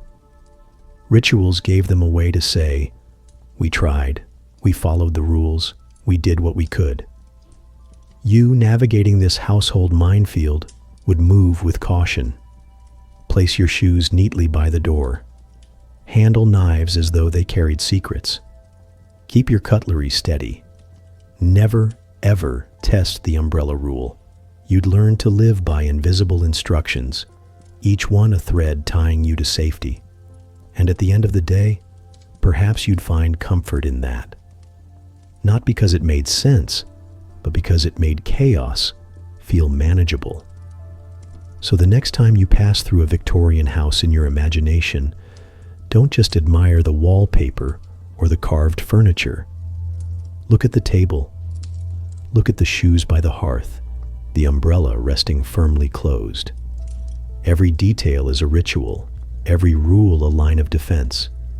The home wasn't just decorated. It was warded, fortified, turned into a battlefield where spoons and boots fought unseen wars against misfortune. That was the Victorian household, polished, proper, and trembling beneath the weight of its own superstitions. A place where even the simplest objects carried power, and every mistake risked summoning disaster. Step into a Victorian garden, and you might think it's a place of peace. Manicured hedges, orderly beds of flowers, the faint hum of bees. But for Victorians, this wasn't just a garden. It was a coded battlefield, every stem and petal loaded with meaning, each bloom carrying its own superstition. To walk among the flowers was to stroll through a library of omens, charms, and whispered warnings. Take the snowdrop, a fragile white little bell of a flower, often the first to bloom after winter. To us, it's a sign of spring, of resilience. To Victorians, it was death incarnate. A snowdrop blooming near a doorway was a dire omen. Someone in that house would die soon. Even bringing a single snowdrop indoors was considered reckless, like inviting the grave itself to share your parlor. Imagine a child bounding in with a fistful of flowers, only for the household to recoil in horror. That wasn't a gift. That was a countdown. Heather, by contrast, had a gentler reputation. Carrying a sprig of white heather was thought to bring luck in love, especially for young women hoping to secure a proposal. A bouquet tucked with heather whispered promises of devotion, protection, and romance. It was the Instagram filter of its day, a touch of bloom meant to soften one's chances at finding affection. Sailors, too, took it as a token, carrying it across seas for safe journeys, a green little charm tucked into their belongings. Acorns carried a different kind of promise. To slip one into your pocket or wear one as a trinket meant youth and strength would linger longer. The oak tree, with its centuries of life, lent its power to these small, humble seeds. A single acorn could be carried like a talisman, a way of defying age, illness, and the endless march of time. Picture a Victorian gentleman pockets stuffed with coins and perhaps a bent nail for luck, quietly adding an acorn for good measure. It wasn't superstition to him, it was insurance. Then there was rosemary. Today we scatter it on roasted potatoes. Back then they hung it over doorways to block witches.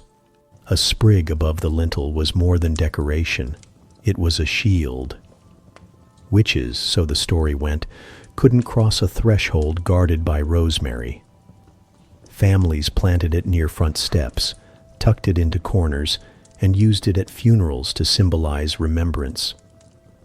To step into a Victorian home without noticing the rosemary was to miss the household's first line of defense. Bouquets themselves became spells in disguise. Victorians adored the language of flowers, a system where every bloom conveyed a secret meaning. A rose meant love, of course, but add marigolds, and you hinted at grief. Lilies brought purity, but also a shadow of death. Daisies suggested innocence, violets hinted at faithfulness, and chrysanthemums spelled farewell. Lovers exchanged nosegays, tiny, carefully arranged bouquets, not just for beauty, but for coded conversations. And sometimes, those bouquets were chosen less for romance than for superstition. The right flowers could invite fortune. The wrong ones could doom a marriage. Imagine clutching a bridal bouquet, half smiling for the guests, half worrying that someone slipped in the wrong bloom and ruined your future. For you, walking through a Victorian garden, every plant would hum with significance. That patch of heather could promise devotion. Those acorns under the tree might be pocketed for health. That cluster of snowdrops? Best avoided unless you wanted the neighbors whispering about who in your house wouldn't see another season. Even the scent of rosemary carried more than fragrance. It carried warning, protection, memory. This obsession wasn't just whimsy. It reflected the Victorians' need for control. Life was fragile, disease rampant, fortunes fickle. If a flower could signal destiny, or better yet, bend it, then the garden became more than decoration. It became a map of survival. Plants explained the unexplainable. They turned random tragedy into predictable outcomes, and predictable outcomes into manageable rituals. And of course, it wasn't free from spectacle. Imagine a suitor nervously presenting a bouquet, not just of roses, but carefully chosen blooms, each meant to whisper a different message. The family watches, the bride-to-be studies each stem, and everyone wonders, is this just a floral arrangement, or is it an omen of future happiness? The stakes of horticulture had never been higher, but flowers weren't always so gentle. To place the wrong bloom in the wrong spot could brand you reckless. A snowdrop in a drawing room was scandalous. A lily outside of a funeral might invite suspicion. To misuse plants was to tempt fate, and neighbors wouldn't hesitate to blame you when misfortune struck. If someone fell ill, the whispers might begin. Didn't she bring snowdrops into the house last week? And perhaps that's the heart of it. For all the superstition, plants carried the weight of memory. A rosemary sprig at a funeral meant your loved one wasn't forgotten. An acorn in the pocket meant you could carry strength with you. A bouquet in the hand meant words you couldn't speak aloud. Gardens weren't just green spaces. They were coded diaries, public and private all at once. So next time you wander through a garden, don't just admire the petals and colors. Look for the shadows of Victorian superstition. That little white snowdrop isn't just a flower, it's a death omen. That heather isn't just pretty, it's a promise. That acorn, that sprig of rosemary, that bouquet balanced on a bride's trembling arm, all of it speaks a language older than science, a language Victorians lived by. That was their world, where gardens weren't safe havens, but landscapes of fate, each bloom carrying the power to bless, curse, or foretell. You wake up in a Victorian sickbed, the curtains heavy, the air close, the doctor hovering with his bag of instruments that look suspiciously like torture devices. You hope for medicine, something reliable, something modern. But this is Victorian Britain, and here medicine and magic share the same pillow. What you're about to be treated with might heal you, or it might belong more in a witch's cupboard. Start with onions. If you had a fever, your family might tuck a sliced onion under your pillow to draw out the sickness. The logic? Onions absorbed bad air, bad humors, bad spirits, essentially anything bad enough to be blamed for your condition. You'd lie there with the pungent smell seeping into your hair, your sheets, your dreams, while your loved ones whispered that the onion was doing the work. If you got better, praise the onion. If you didn't, well, maybe you should have used two. For coughs, frogs were the answer. Yes, frogs. One common cure was to put a live frog into the mouth of the sufferer and let it sit there, hopping and slimy, as though its amphibian essence would soak up the illness. Sometimes the frog was merely kept in a jar by the bedside, believed to breathe in the sickness. Either way, the idea was simple. Transfer your problem onto the frog.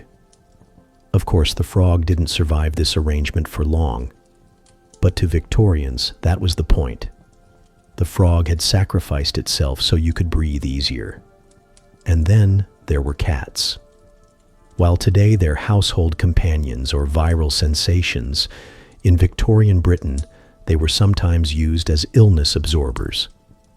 A sick person might be encouraged to sleep with a cat curled on their chest. If the patient improved, it was proof the cat had drawn out the disease. If the patient died, well, clearly the cat hadn't been big enough. You, lying feverish in bed, would cling to your nightcap while a disgruntled cat sat purring on your ribcage, silently plotting revenge. But not all cures were so rustic. Some came dressed in the guise of modern science, which, in the 19th century, was often just alchemy with better packaging. Mercury ointments were used liberally, rubbed into skin to cure everything from rashes to syphilis. Never mind that mercury is poisonous and slowly destroyed the body from within. If your sores cleared up temporarily, the ointment was hailed as a triumph. The long-term side effects were brushed aside as unfortunate coincidences. Opium syrups were another favorite. Laudanum, a mix of opium and alcohol, was practically a household staple. Doctors prescribed it for coughs, fevers, teething babies, nervous mothers, and anything in between. Take a spoonful and your pain faded, your nerves calmed, your baby finally slept. Of course, it also created lifelong addictions and occasionally killed infants outright. But the Victorians hadn't yet connected comfort with consequence. To them, laudanum was as ordinary as aspirin is to us. You might find yourself in a parlor where half the guests were quietly dosing themselves into tranquility, all convinced they were following sound medical advice. Not all remedies came in bottles. Silver and iron were worn as protective metals, talismans against disease and spirits alike.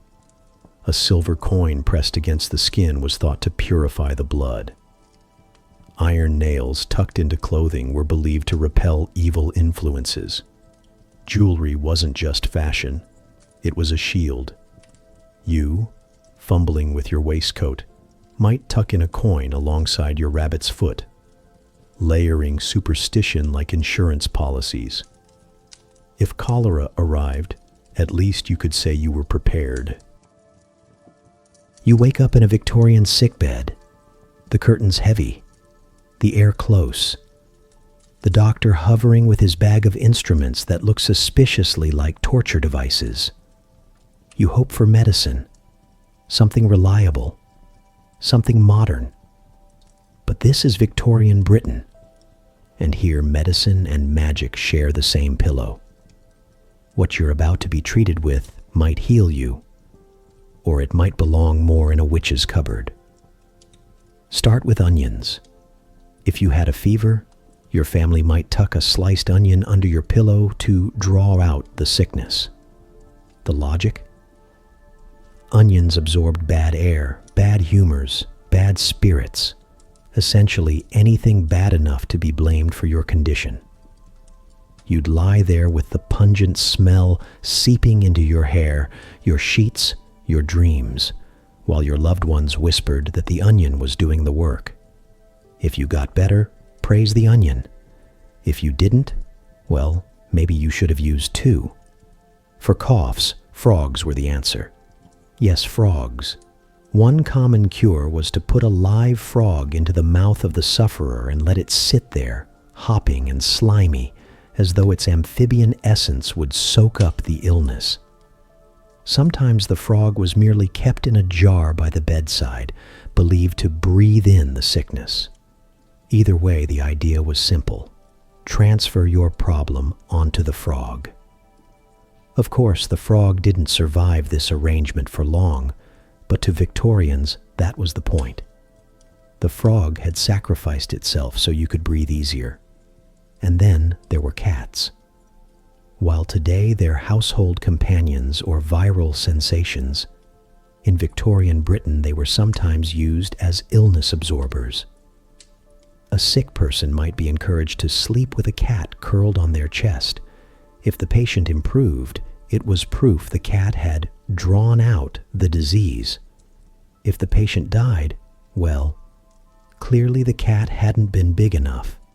You, lying feverish in bed, would cling to your nightcap, while a disgruntled cat sat purring on your ribcage, silently plotting revenge. But not all cures were so rustic. Some came dressed in the guise of modern science, which, in the 19th century, was often just alchemy with better packaging. Mercury ointments were used liberally, rubbed into skin to cure everything from rashes to syphilis. Never mind that mercury is poisonous and slowly destroyed the body from within. If your sores cleared up temporarily, the ointment was hailed as a triumph. The long-term side effects were brushed aside as unfortunate coincidences. Opium syrups were another favorite. Laudanum, a mix of opium and alcohol, was practically a household staple. Doctors prescribed it for coughs, fevers, teething babies, nervous mothers, and anything in between. Take a spoonful and your pain faded, your nerves calmed, your baby finally slept. Of course, it also created lifelong addictions and occasionally killed infants outright. But the Victorians hadn't yet connected comfort with consequence. To them, laudanum was as ordinary as aspirin is to us.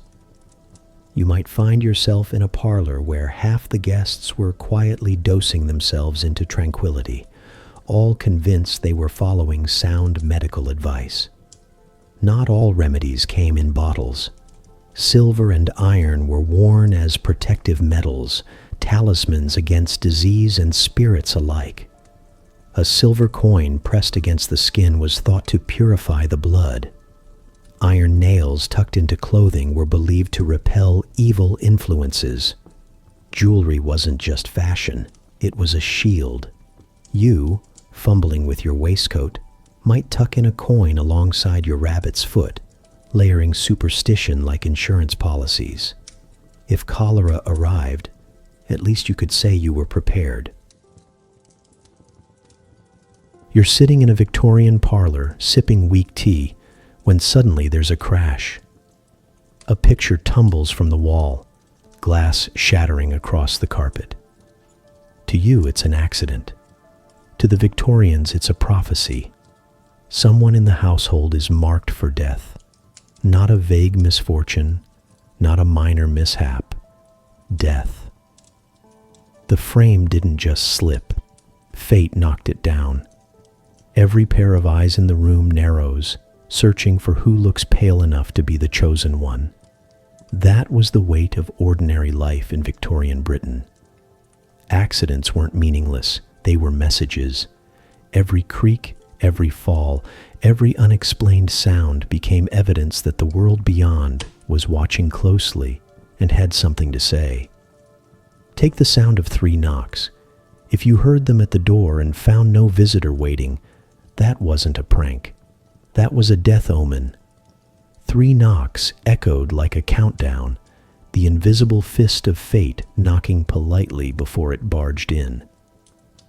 You, standing in the dim hallway, would freeze as the sound reverberated through the wood, and everyone around you would whisper, "Someone's time has come."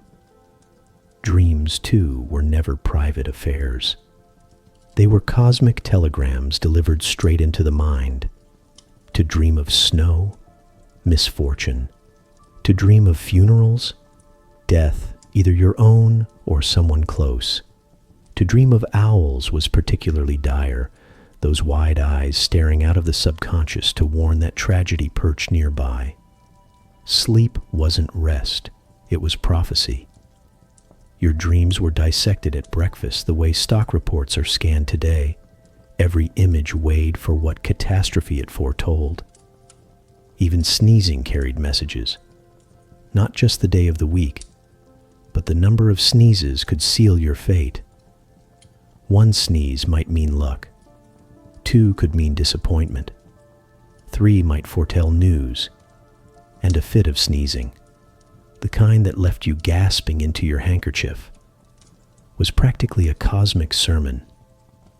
Your lungs weren't just irritated. They were instruments, blowing out warnings from the other side. Imagine sneezing through dinner, each burst drawing anxious glances until someone muttered, "Clearly, fate has much to say tonight." This was the Victorian household, a place where the universe never shut up. Every small disturbance was a warning, every quirk of daily life a punishment disguised as clumsiness. Knocked over a candlestick? That could mean financial ruin. Dropped a mirror? 7 years of misery, of course. Missteps weren't shrugged off. They were reminders that you lived under constant surveillance, where even butterfingers could be cosmic evidence against you. You, trying to survive in that environment, would learn to interpret every detail. A picture falling was no longer an accident. It was the grim reaper adjusting his schedule. 3 knocks in the night left you lying awake, heart racing. A dream of snow chilled you in more ways than one. Even a sudden fit of sneezing could ruin your day. Life was a scavenger hunt of omens, each one pointing to disaster, none of them escapable. Why cling to such beliefs? In a way, it made life less random. To explain a tragedy as punishment for an omen was easier than admitting chaos ruled. A child's sudden illness, a family's financial ruin, a death too soon, all could be traced back to that picture frame, that set of knocks, that unlucky dream. Fate wasn't cruel. You had been warned. You had simply failed to listen. And so the rituals continued. People hung their pictures more carefully, checked their doors after phantom knocks, shared their dreams in hushed tones, and watched sneezes with suspicion. Even skeptics played along. Because if a tragedy did follow, who wanted to be the one who had laughed it off? Better to take the omens seriously, even with a smirk, than risk being branded careless with destiny. It gave daily life a sense of drama. A sneeze wasn't just a sneeze. A knock wasn't just a knock. A picture falling wasn't just loose plaster. Every moment became charged, layered, theatrical. The home itself turned into a stage where fate performed in clatters, cracks, and coughs. And you, whether you wanted to or not, were part of the audience. Imagine standing in a parlor when the picture crashes down. The air stiffens, the silence stretches. Someone mutters about death. You force a laugh, insisting it was just a nail giving way. But that night, as you lie in bed, you wonder who the picture chose. Was it you? Was it them? You close your eyes, and then the dream comes. Snow falling, owls hooting, a funeral march in the distance. By morning, you're just as superstitious as the rest. This was the Victorian paradox. They built telegraphs, bridges, and locomotives, but still lived in homes where fate whispered through everyday objects.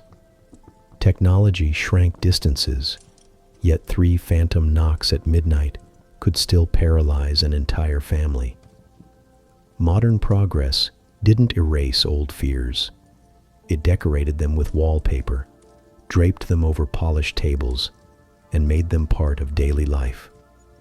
So the next time a picture falls in your own home, or you hear an unexplained knock, or you wake from a dream of snow, pause for a moment. Laugh if you must. But remember the Victorians, leaning forward in the gaslight, certain that fate had spoken. For them, omens weren't superstition. They were the script of life itself, acted out in dust, glass, and echoes. That was their world, where every sneeze, every dream, every clatter in the parlor was a warning, and ordinary life was never truly ordinary at all. So, here you are, drifting at the end of a long parade of Victorian superstitions. Think back over what you've just walked through. A life where mirrors had to be draped, cats carried your illnesses, cakes were tucked under pillows, and even the way you dropped a spoon determined whether you'd be getting visitors. Every corner of Victorian life seemed loaded with invisible tripwires. Sit at the dinner table wrong, sneeze on the wrong day, put your shoes in the wrong place, and suddenly the universe had scheduled a tragedy. And the irony? These were people living in an age of enormous progress. They built railways that spanned nations, factories that churned out goods faster than ever, telegraphs that shrank distances. Yet for all their science and machinery, they still flinched at crows on the windowsill and covered mirrors when someone died. Fear and ritual clung to them like dust on velvet drapes. But perhaps that's what made them so human. Progress may give you steel bridges and locomotives, but superstition gives you something else. The comfort of believing the world isn't random, that there are rules, even if they involve tossing salt over your shoulder, or zigzagging a funeral procession so the ghost doesn't find its way back. So as you let your eyes close tonight, let the old omens fade away like wallpaper shadows in a lamplit room. The clatter of spoons, the whisper of heather, the jingle of bells over a bed, they can dissolve into quiet now. Sleep, that little death Victorians feared, can simply be rest for you. No frogs, no onions, no unlucky numbers. Just calm, just stillness. And before you drift off completely, one last thought. Subscribing is how these stories survive. Without you, they vanish, like the very superstitions the Victorians lived by. Forgotten, dismissed, erased. By subscribing, you keep them alive, and you show that what I do here matters. If you've listened this far, you've already carried their fears and rituals with you. Don't let them disappear into silence. And as you drift off tonight, remember, you can take these stories with you ad-free anytime. My first collection, Victorian Madness, Volume 1, is available now, complete with a bonus insider story you won't hear on YouTube.